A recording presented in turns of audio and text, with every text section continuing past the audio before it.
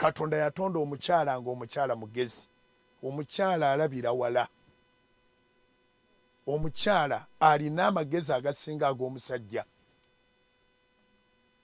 Omusajja kye yaweebwa aggressiveness, musajja w'amaanyi, omusajja alumba, naye omukazi mugezi nnyo n'obugumu mutusinga. Kubanga singa ekyokuzaala ndowooza Katonda akyusa n'akiwa abasajja, awo ensi eba ekendedde. Tewali musajja asobola kuzaala mwana bwe ndaba abaleekaanya n'addamu n'azaalayo abalala basatu.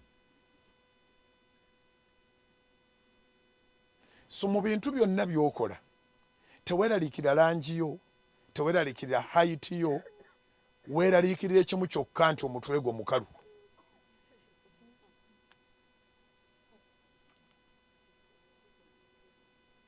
Omutwe omukalu kyakabenje nnyo, kubanga weewaawo nga mukalu sitaani yajja n'ateekamu ebintu bye. Buli ayina omutwe omukalu sitaani yajja n'ateekamu ebintu bye.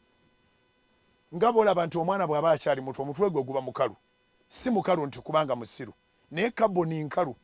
Omwana wo bw'omuzaala n'omutwala mu Russia ajja kwogera Lulasha kubanga lwe baateeka muki mu mutwe. Bw'aba muganda ddala ne bw'aba mwana wa Ssaabasajja Kabaka ne Nnabagereka, bw'alikulira mu Akyoli ajja kwogera Lukyoli kubanga kaboni eno ekwata.